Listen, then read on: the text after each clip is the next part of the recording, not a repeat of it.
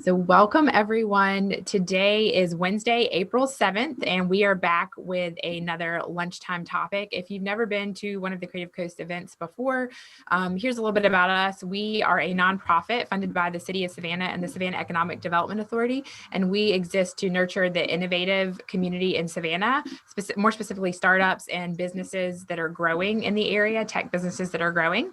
And so each week we bring in a speaker for what's called lunchtime topics, where they share their expertise with the community to help local business owners and professionals level up what they're doing. And it's basically free advice from the best people around. So today we have a very special guest from Visit Savannah, Zeek Coleman. He is the Director of Data Intelligence for Visit Savannah, and he leads their data strategies and has been for the last decade. He also he's a thought leader and a marketing guru, and he does a lot of public speaking. So we are really thrilled to have him here. He's going to talk specifically today about this big convoluted word we are hearing all over now. It's basically big data. So, and he is going to break that down and teach us what data is available, what we can learn from it, and how we can leverage it to benefit our businesses. So without further ado, I'm going to turn it over to you, Zeke. Thanks for being here. Thanks, Kate. And hearing that intro, which I helped write, sounds more impressive than I actually think of it in real life. But let's. I hear great things about you all the time, so you're very impressive. That was nothing compared to what I hear. Well, let's jump right in. So I am sharing my screen. Can you guys see that? I can. Yeah, it's not in present mode, but right. My bad. Yeah. How about now? Present mode? Perfect. That's great. Cool. Okay, so as the title claims, what we're going to try to do is make data as digestible. That is, I want you to understand it, and not just in theory, but like I'm going to give you an example actually to make it kind of ring close to home. And then I want to make it a bit more accessible, kind of let you see how you can do this yourself, and then also how Visit Savannah makes it actionable. With that said, I really want to use Visit Savannah as a case study. And like I said, I want you to know what data is available, what this data can tell you about your customers, and how we at Visit Savannah actually use this data to address problems we find. So we'll be looking at it as it relates to tourism, but really this applies to everybody in various kinds of ways. As we're going, feel free to pop your questions in the chat, and Kate will shoot them to me. And based on how you ask or what you ask, we'll go deeper, or I'll fly back up and take a higher level approach. So without further ado, let's jump right in. So this is something that you probably know, but you may not really think about all that much. But your phone is basically a tracking device, right? What do I mean? Well, weather apps, they track your location. And really, I mean, if you think about it, you go on a vacation, you pull up the weather, it immediately knows where you are. It tells you what the weather is in that location, but that information is then passed back to those app creators. And they have that, and they have the information about your phone and where it's been, how often it goes there, the whole nine. Whenever you open an app and it says, do you want to share a location? And it says, do you want to always allow or only while the app is open? This is the kind of thing that we're talking about there. You also have directional and GPS apps like Google Maps. This is your car and your phone. This can track where you started to go, whether you actually went there, what time you arrived, when you left. All of that is stored in the phone and also to that app creator. Shopping apps can tell you who's an impulse buyer. Couponing apps can tell you who's deal conscious. Investment apps can tell you about people's net worth. You have things like streaming apps where you could sign into your Netflix or YouTube profile, then your children sign in with a different identity, and that lets advertisers like ourselves know who is watching that show, so that we know whether to show something for Paw Patrol or something for the Masters, for instance. And then you have travel itinerary apps that can track your travel patterns, how often you're traveling, whether it's probably business travel versus leisure travel. Are you traveling with a large party? Are you tracking the number of seats on the airplane? All of this kind of stuff is constantly tracked I'm particularly honing in on the phone because that is some of the most juicy sort of data you can get, and it's highly accessible. Now, each of these interactions that you do with the phone, with the apps, what have you, they're stored, they're organized or cleaned up, and they're sold to Visit Savannah for a fair price. All very privacy compliant, of course. Now, you may be saying to yourself, okay, I didn't know all that stuff was happening with my information. This is creepy. Is this really happening with me? So if you've been on any webinar with me before, I might have mentioned this, but just go into your phone and go ahead and do this, especially if you have an iPhone. Go to settings, and you're going to have to go fast because I'm going to zoom through here. Go to, if your phone has been updated, go to privacy. It's kind of down there, probably under battery. Go to location services. You can go all the way down to the bottom and then click system services. Scroll about to the middle, significant locations. You'll probably have to enter your fingerprint, Face ID, or something like that. And then under history, you can click something like that has, like right here, I see 12 locations or 40 locations within, let's say Savannah, if you're in Savannah. So click that and boom, you see a map with all these little dots, right? So this is what I see when I do it for San Antonio, where I was living. And so what you'll see is a lot of the things that I just referenced that are being tracked. Now, this is Apple. They're using some Apple Maps stuff. They're probably using a lot of things. But if you click down into any one of those locations, it will tell you when you arrived, how long the drive was, tells everything. It knows if you search for it versus if you actually went. And all those little dots are tracked so that when you go to your map and you start to type something at 4 p.m. on a Friday, it knows, oh, they want to go make dinner plans for the weekend or whatever, and it'll make that suggestion for you. But more than that, that sort of information is sold. Now, if you're still not sold on the reality of this, I want to show you a little case study for Visit Savannah. Every little dot you see there on the left is a device that came to Little Tybee Island in September of 2019. On the left is September of 2020. Now, we all know that everyone was saying that we were going outdoors a lot more during the pandemic, but this really illustrates that whole idea. You can see on the left, in the middle there, it's kind of faint, the pink dots.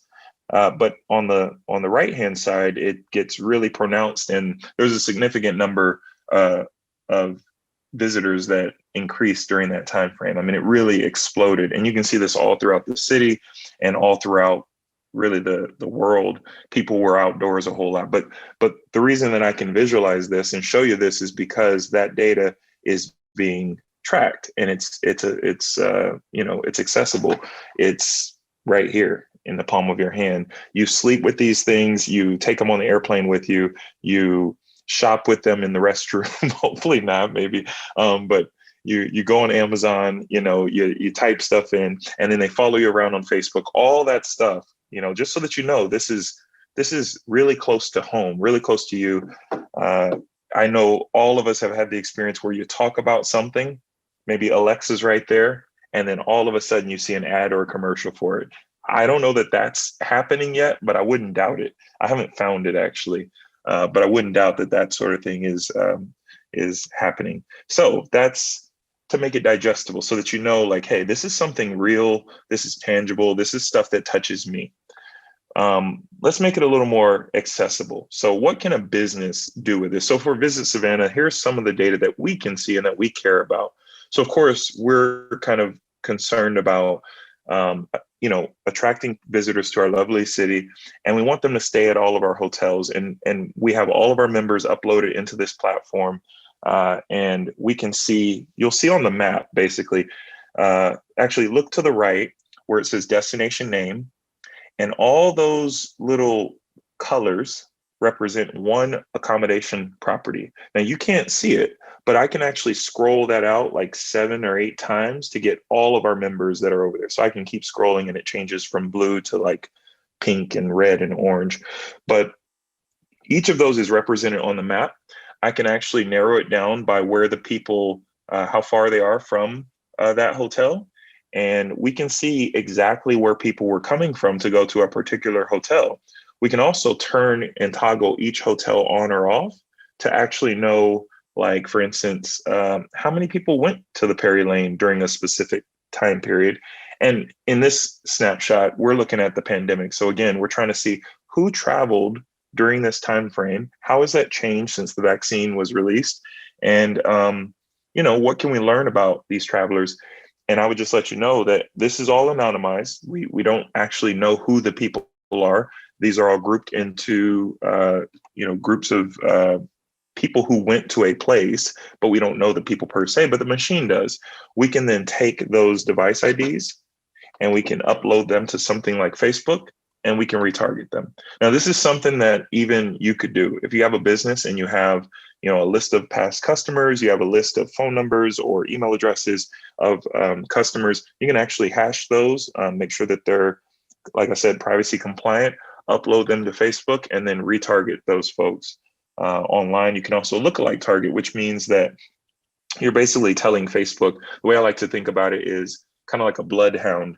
You let a bloodhound smell something and you say, now go find the person, right? Well, you're kind of taking the data and saying to Facebook, hey, smell this. Now go find people that look exactly like this scent, right? People who like Perry Lane. And what they're going to do is they're going to say, well, we know who those people are and we know everything they do every day.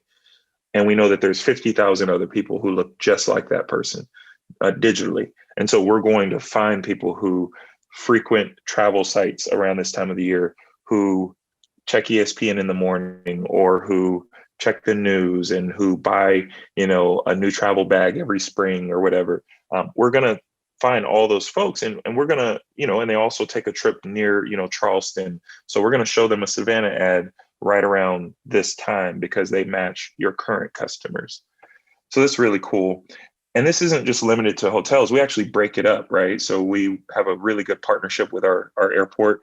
And so we work closely with them on people flying into the airport. We've excluded Georgia in this screenshot, but we have data on all those places. And same thing, right? We can see people or devices that ended up at our airport that came from our target flight markets. We can grab those devices, upload them to Facebook, upload them to our programmatic advertising partners, different places, and then retarget or lookalike target those customers.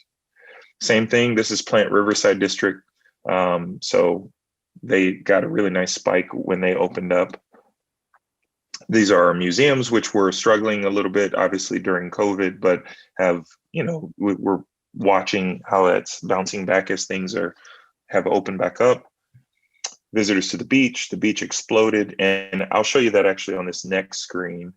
So this is our competitive market analysis for 2020. And this isn't specific to any one of the verticals I just showed you. This isn't even just hotels or airport or anything. This is all the devices that came to Savannah in 2020. And what you'll see, what I want to highlight for you is, well, first, Savannah is in yellow, Charleston's in blue, Hilton Head Island is in green, and St. Augustine is in pink. So what you'll see on this is the volume of visitors is kind of represented there, but you'll see all of us had that dip right between March and April, right? March and May, you kind of see that pandemic dip. Before March or before April, you'll see the spikes right early in March. You'll see a spike in February. That's probably Valentine's Day. You'll see a spike at the early January. That's like New Year's. If you skip ahead in September, that spike is, I think, Labor Day. October is just the fall traffic, and so forth and so on, right? And then you'll notice that the beach was really popping during the pandemic for whatever reason, right? People wanted outdoor spaces. Well, Hilton Head, typically from a volume perspective, is going to be way low, Savannah and Charleston. If you look in May and into June, they're actually rivaling us for volume of visitors. They're probably taking all the traffic that would have gone elsewhere, right? This happened to beaches all over the country, probably all over the world. And then in the fall, they kind of fall back to reality, right? It gets a little cooler, and but this data that I'm looking at is very helpful for us to understand travel during a really new and confusing time. All those dips are basically weekday travel. So, and that's normal, but the dips are very exaggerated during the pandemic. And I'll show you another look at that on the next screen. So on this one, you'll see right there, the pandemic dip. So boom, this is, by the way, this is accommodations in the historic district, but or travel in the historic district, and super dip right there from March to May. And then you'll see really exaggerated humps for midweek. And there again is Labor Day right there. And 28, this is kind of a scrambled graph, but 2020 is red, 2019 is orange, 2018 is blue, 2021 is teal, but we'll ignore that for now. But really the red and blue is kind of what you want to look at, and or red and orange. But that red, you see those exaggerated humps at the bottom, that is our weekdays. So this is going to get into how do we at Visit Savannah actually activate our data, right? We were looking at everything I just showed you. We were understanding our travelers. There's more data than what I showed even that really helps us to understand the profile of our visitor, from their age demographic to household income, different affinities, do they have pets? Are they checking out dating apps? All that kind of stuff is available and kind of helps us to form a profile. But at the end of the day, we're trying to solve problems and help our hoteliers and our market and our restaurants and things. And where we saw that we were hurting was during the weekdays, and you can see those humps right there. So what we did was we looked at a weekday report and we broke up the data based on visitation for those devices just on the weekdays during the pandemic. And what you'll see is, again, people being in market on the weekends, super up, but that Monday through Thursday traffic, way down. And that's down more than even usual. And you can see this hump right here matches what you saw on the previous slide. So how do we activate this? Well, we nothing. I turn it over to our content team that is awesome, and they come up with advertising and messaging and videos that are fantastic. And this is what they did. So here's the weekday versus weekend ad. We basically wanted to show that Savannah is the same on the weekend as it is, or on the weekdays as it is on the weekend. And so they just made this little slider with the same picture with weekend and weekday kind of passing back and forth. Pretty cool. And if you click on this, so we also, just so that you know, we took the data of those weekday travelers. We got the people who actually traveled during the weekday during the pandemic. We uploaded it to Facebook and we created an audience, right? And we told Facebook, we want you to retarget that audience. So show this to people who came last year during the pandemic, and even early this year, show it to them now during the spring, because we figured that would be when we need help, is during the week. And we also lookalike targeted those folks. You can do that in Facebook as well, very easy. And it sent them to this page. We worked with our partners to say, hey, give us the best midweek travel deals that you can muster. And we showed them that ad, directed them to this page. And so far, we can't take credit, right, for everything that happens in the market. But we like to think that we helped a little, right? Because we're seeing pretty busy streets, people during the week, on the weekends. I don't see it because I'm in Texas, like I said, but I keep hearing, and as I look at the data, it definitely rings true that people are going there. Here's just some of the creative. We also, on top of that, did programmatic advertising. And so we took a different approach. We worked with a partner that actually can see people's credit card data. And they took people that spent money in market in Savannah during the week in 2020 during a pandemic who don't live in Savannah. And they retargeted people like that and people who have a strong affinity for midweek travel and for Savannah. And so this was, so far it's looking pretty effective, but we're not done just yet. So I want to take that's 17 minutes, give you some time to think about that and then open it up for any questions. I have more if we want to go a little deeper, but I figure some questions could be good to see what everyone's thinking so far. Yeah, so I actually have some questions. Could you dive a little deeper into the uploading to Facebook bit? Because I think that's the bit that I got lost. I mean, I realize you can do it. I just don't know where to access that. Is it easy to show us? Yeah, totally. And I was actually planning to do just that. So Oh, cool. let me share my screen again.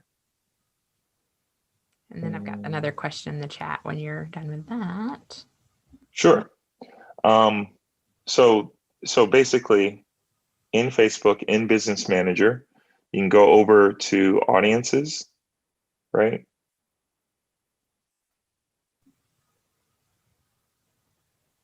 And you can actually go to create an audience, custom audience, and you can choose, right? So there's different ways you can do this. You can actually go to your website and say, okay, I know that I sell tickets online or whatever, or reservations or leads. You can highlight a page on your website and say anyone who makes it to this thank you page after they've submitted a ticket or whatever, them I want to create an audience off of, right? And so hopefully you have the Facebook Pixel installed. It's very easy. You could just go on Facebook and they'll show you how to do it, or your web person can do it. And then you will highlight specific things that the people do on your site. So it could be they viewed a certain page, or they spent a certain amount of time on your site, or they viewed a certain group of pages. But all of that will allow you to create an audience that way. That's an easy way. But with what I'm talking about, let's say that you have a data provider or you yourself have a list of customers. You can say, okay, we have a customer list and we will upload it. You can, if you have MailChimp, you can import it from there. We don't use that. So I'll actually just upload mine manually. If you have customer value, that's great. If you don't know what that is, don't worry about it. It's okay. Oops. Uh-oh, I accidentally tapped go to meeting. Sorry if my computer slows down. All right, keeps happening. I think it's because I got this maximized. 1 second.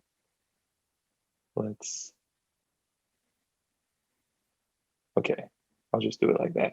So, and then you go into upload a list. You say upload file. You find that file. And then we'll just go to one of these. Boom.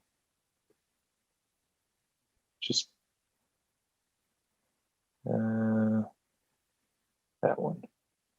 I've already uploaded this. So, and then it'll actually give you a name, but you can do it yourself. You can add a description, which is always nice. And let me see. I'll just do Zeek test. Please delete because I don't want to use this audience. I haven't even thought about who this is. But you do it. You make sure that the columns that are in it are mapped. I know that these are. In this, you can go in and so this only has one column in this file, but basically if you had multiple columns, you could select what attribute you want to list it as, import and create. It'll upload. And then it's done. You got 129,000 contacts in there. This could be your email subscriber list, whatever. And then you can actually say, okay, I want to create a lookalike audience of this. We already got them in there. Let's make a lookalike of Zeek's test, please delete. You'll need to choose a country. So United States is normally what you're going to want to choose. And then here you can say the number of lookalike audiences you want. So like this is saying, if you pick 1%, that's basically the people who are the 1% that is most close to the audience that you just uploaded, right? If you did 10%, that's a much bigger audience, right? 22 million. I wouldn't recommend that if you're a small business. I would never go more than one. And then boom, create audience. It's done. Now, when you go into your, you create an ad. Let's see. Ads manager. You guys are getting a sneak peek. Create. And then let's just assume we just want to get traffic for now. Oops. Get out of here, pop up. Okay. Zeek, test, delete. All right. And then let's just keep going. Zeek, test, delete. I just don't want to do anything. And then not a daily budget. Let's do lifetime. Jeremy, I'll pay you back $50. And then we'll set it in the future so it won't happen. This campaign may like totally rock our world and we'll be like, we need to do this again. And then you search existing audience. Boom, Zeek test delete. There we go. Here's a pro tip that I'll just tell you for any of your Facebook campaigns. Let's say you're doing this, right? Create 2 audiences and exclude the one of them. So for your lookalike, so I'd go in here and say Zeek test delete, and I do LAL for lookalike model, and then and then I'll exclude the original audience. That's getting a little nerdy, but here's why. Because your customer list is going to be more prone to complain. They've experienced your product. There will be some people who don't like it, and they will taint your ad. They will comment on it and say mean things, some of them. Hopefully they don't, right? But it's likely to happen. So if you separate your customer list from your lookalike has never experienced your product probably. If they have, they're probably going to say positive things, or they're going to talk about everything they've heard about your product or brand. And that'll be very positive. So you want to separate those two as much as possible. So I would literally duplicate this ad set and then flip flop them. And when I duplicated, I'd say include this audience and exclude this audience. And then I go up here and say past customers. Okay, that's how you do it. You hit next, and then you turn it over to your content team, Lauren, Cleland, Pam, I don't want to say your last name wrong, Pam, Shannon, and everybody else, Tyler, all those people that are fantastic at Visit Savannah. I'm missing Maida, Shania. I'm missing somebody, I don't know, but they're all awesome. Anyway, that's how you would do that. Like you take that data, upload it, and Facebook does the rest.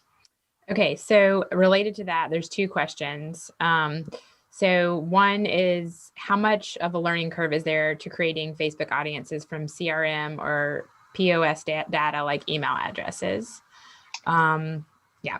The only learning curve is this thing right here. So you see how I have a reach of 333 people?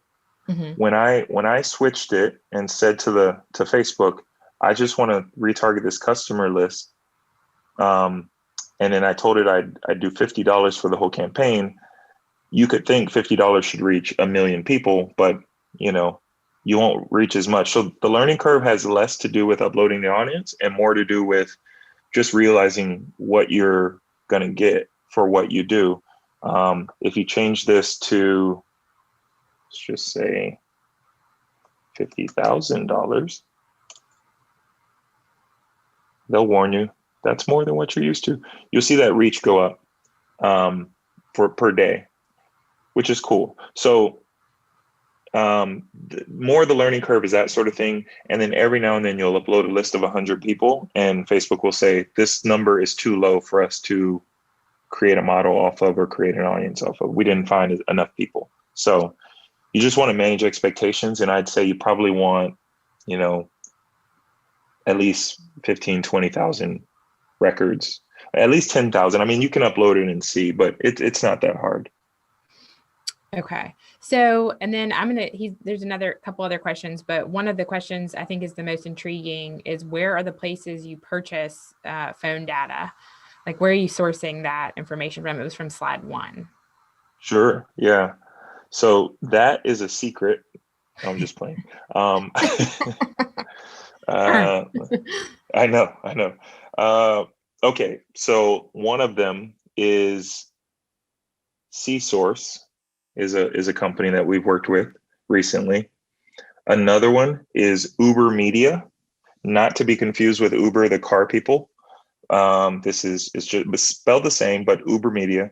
But you can, I mean, there's a ton, right? Like we've worked really closely with Conversant, that's credit card data ish. And then we worked with Adara, that's like travel data specific, OTA data. We've worked with, let me see, somebody slipping my mind. Been talking to TripAdvisor recently. You can pretty much work with anybody. You just need to know who has the data that we need. Who has who, like for instance, TripAdvisor, right? Like we asked them, can we target people who left a comment on a hotel in Savannah?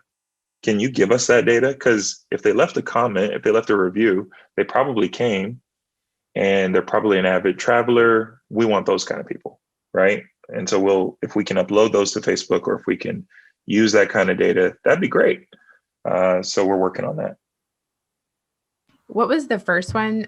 So some of those are specific to Visit Savannah, right? But Uber Media is more general, correct? I'm looking at it It now. is more general, correct. Yeah, the first one was C-Source, so that's SEE, source. Okay. Yep. All right. So one more question, and then anybody else, if you want to put a question in the chat or open up or unmute. So what are the important factors in the data analyst team working with creative and leadership to ensure analysis turns into positive action? So based on what conversion you're looking for, what are some of the factors that go into, I guess, making sure it goes well, right? Yeah. Yeah. So the biggest thing is correlation does not always equal causation, I think. So your campaign or what you do is only going to be as good as your hypothesis about the information you upload. So if you think, for instance, that everyone who, I'm just going to talk in tourism, that everyone who visits your website wants to come to your city, that you're going to have to test that hypothesis, and you're probably going to find out that that is not true. There is probably a third of people who legitimately will come. There's a third who are already there. And then there's a third who are just, they're dreaming, they can't do it. They're just not ready. So if you market to people who are not ready, they may come, but it may not be for 3 years. So you just want to manage expectations. Where are these people at in our funnel? And there's a fine line between they were already going to come and we actually created some kind of lift. That varies for every industry. That still is, everyone's trying to figure that out. But it's kind of a test and learn kind of thing. You have to have enough faith in the process that it will work eventually to just kind of keep at it. You can't think it's a magic bullet where your first time out, you're just going to figure it out, unless you have someone that's experienced with your industry, particularly, who can give you some clues and say, hey, this really works well. This is the kind of data you need. Go with this and it will likely work out for you. Any other questions? Kristen. Yes. Hi. I'm sorry. I may have missed really important information in the beginning. So if it's already been answered, forgive me. I have worked with a data company before where it was kind of like a co-op where, you trade information or you blindly throw it in and you get your lookalikes and you can target those people. Is that similar to kind of what you're doing, or how does your system work? Yeah, I would say anything blind. If by blind you mean privacy compliant and anonymized data, then that's cool. But if by blind you mean like just trust us, we'll give you the good stuff, I wouldn't do it. Yeah. So yeah, sort of, except if you missed it. So what I was showing was mobile information that, let me just pull it back up. Oh, yeah. I saw that, like the third Okay. slide with the, Yeah. like the travel and all that stuff. So that you have access to that through your system. Correct. Yeah. So anything that we do, we would want to be able to look at it and analyze it before we pull the trigger on what we want to pull and market to. So for instance, like with one of those partners that I mentioned, when we first started, we weren't sure, do we want to pay the money for the visualization of the data, or do we just want to buy the data? Initially, we just bought the data, saw that it did well, and thought, okay, we could do better if we better understood what people are doing. So then we paid for the visualization of it so that now we can make better decisions and be more granular in our decision making of who we want to pull out. Cool. Thank you. Yep. One more thing on the learning curve for the Facebook CRM upload and audiences. This is something that I'm learning that a lot of people are not taking advantage of, but is really cool. You can actually have the data provider, they can upload it, you never touch it, and then they can share it to your profile, basically. So they can share it with your business manager account, and they have full control over what you can do with it, and then you can use it. So that's really cool. And what I would say is some are not sure how to monetize that. And so they'll say something like, okay, we'll upcharge you a CPM. And I would say, I mean, do that if you want, but don't do that. Tell them, I want you to charge me a flat rate per device, and that's it. And give me a time frame that I can use it of like 3 months. And that will be a better way to go about it. It'll be, they'll still make good money, but it'll be more fixed for you, which is great. The reason that's easy and kind of accessible is because you don't ever have to really do anything except go in there and select that audience once you want to run a campaign. Okay, another question. So you mentioned 15,000? Sorry, my eyes are not working today. 15,000 contacts for Facebook to create a lookalike audience. So for small businesses who don't have that internal list that big, what do you recommend for building lookalike audiences for target? Oh yeah, so just so you know, I said, or I meant to say 15,000 is what I would guess. Okay. But even with that, I mean, honestly, you could upload what you want. If you have 1,000, I think you could probably create a decent lookalike. You just want to, or even a decent custom audience. You just want to make sure, like for instance, there was a friend who was like asking me, hey, do you think that this list that I have for meeting planners, that it would work good for their email addresses for Facebook? And I said, well, maybe, but do you have their work email address? And he said, yes. And I said, well, do you use your work email address on Facebook? And he's like, no. I'm like, well, then it's not going to work, because if you upload those to Facebook, Facebook can't match that to the person because they probably didn't put that on there. So it's more about the quality of it over the quantity. If the quality is good and you have 1,000, then great. You got 1,000 customers you can target. You just want to think a little bit about how each platform works. It'll work better on LinkedIn, but LinkedIn is crazy expensive. So just keep that in mind. Awesome. Any other questions? Get about 20 minutes left. Cool. I can riff.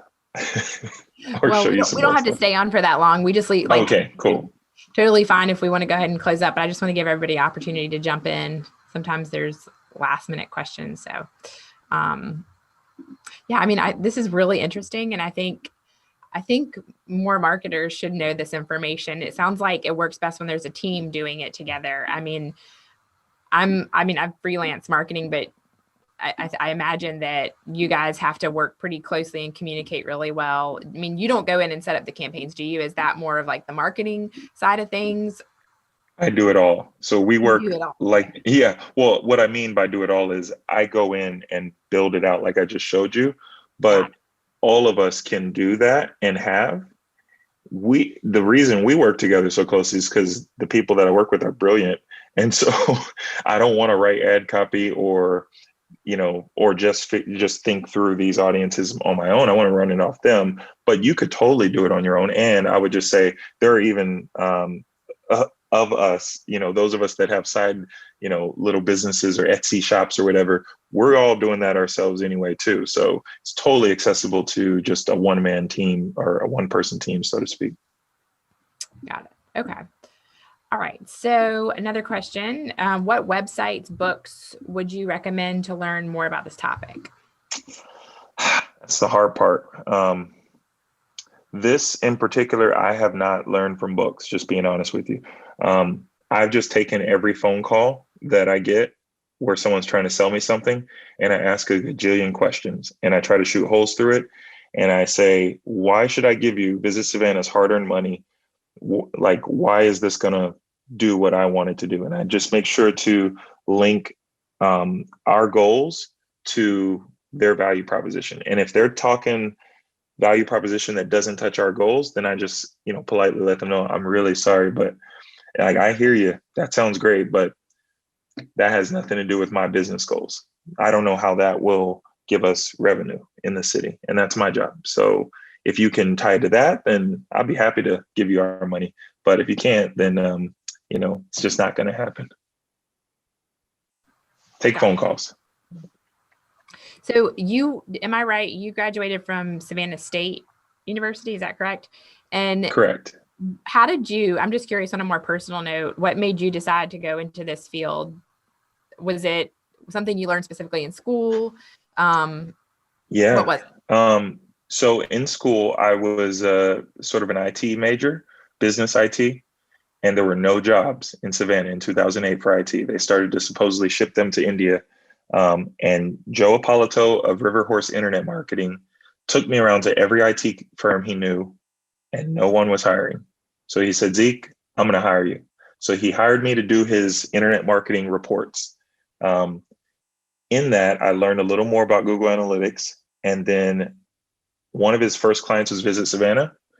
And Joe Marinelli poached me from Joe Ippolito. That's how I got into it.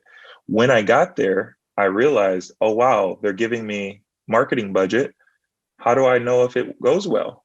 And so it just born out of necessity. I wanted to know, how do I stay accountable for money I'm spending when Visit Savannah doesn't control the cash register of the hotels? Like, we can't see who books. So that created a hunt to both analyze, to understand, to target. And in that, there is one thing I was asked, a book or how do you learn more? Do Google Analytics, what is it called? They used to call it Conversion University, but basically the analytics course, if you do that, that will get you up to speed. It's hard, but it's worth it. It's not that hard. It's just, it takes time. So yeah. Google Analytics Core. They're Google Analytics University or something like that. It used to be called Conversion University or like something like that. They still have it though, and it's free. The test is $50 to get certified. If you can pass that test, it will give you a quick course on at least analysis, because what it's going to teach you how to do is how to use Google Analytics like a ninja. When you can do that though, you're going to know so much about digital marketing and how all these things tie together that, I mean, it'll make you elite. And then if you, as you know that, and you talk to others who know it, they'll use terms that just help you a ton. KPIs, simple terms, Mm-hmm. Okay. So, Philip says it's called the Analytics Academy. And he's asked also, has this driven a pivot to Facebook Pixel in regards to when I was asking you about the initial question? I've lost my thought now. Was I asking you? It was about how you got into this and your discovery when you were working for, I think it was Riverworks. The question is Google's new policy about cookies. Yes. And thank you for asking that, because I actually had that as like a note, like, okay, I got to totally upend my whole presentation and let you know everything I just showed you is changing and possibly going away, although probably not. Google's changes, Apple's changes. IDFAs are going away. That's IDs for advertisers. MAIDs are going away, not the ones that clean your house, but mobile advertising IDs. Cookies or third-party cookies are going away. Google is most people use Chrome. Google's gonna limit what you can track with Chrome. Within Chrome, they're gonna like block stuff. And then they're making a lot of changes. And then you have the privacy laws. CCPA, California's privacy law, GDPR, that's the EU's privacy law. And then there's like a bunch more on the docket, and probably more to come is just going to change everything. That map I showed you of the US, you're going to have 50 laws because our government hasn't, united to say like one law. GDPR is strict, but anyway, some are strict, some are less strict. And so some don't make sense. Some are written by people who may not really understand what this all is and how it works together and how hard it would be to do some of that. But the short answer is, get ready. Things are changing. But I've talked to smart people who think that basically it'll be like when GDPR came out and you saw accept our cookies on the website of every website, right? At first, you get tempted to want to decline. What's happening basically is they're wanting to let people opt out of getting their data tracked. At first, everyone's like, no, I don't want you to track my data. Then you hit decline and they're like, you can't use our site. And then you're like, okay, wait, I'll accept. And then eventually you just stop. You don't care. You're like, okay, accept, because you want to use the web, right? And so there are some people who think that it will be like that, where you go on an app and it says, do you want to allow us to use location? And you'll say, no. And then they'll say, we can't give you the weather. Or you need to put in the zip code every time you want the weather. And eventually you'll say, actually, it's way more convenient. And hopefully they'll all explain like, hey, look, the reason you can have this great app with developers, we pay hundreds of thousands of dollars for free, is because we can let advertisers send relevant messages to you. Please allow us to track that. And you'll do it for your best apps, and for your other apps, you won't, but so it'll just make data better because people will willingly do the ones that they care about. So, but that is changing things. And yeah, that's changing Facebook. That's changing everything. Everybody, if you do Facebook ads now, you've been getting the pop-ups just like me that say, we're mad at Apple for their changes, please protest. And it's like, you're not going to win that battle. Fortunately, there's hope. There are companies that are developing their own version of what Apple and Google provide, which Apple and Google would not like, but can't stop. And so within your respective industry, you can try to find the companies that are doing that sort of thing. And that's what I'm doing with Visit Savannah as well.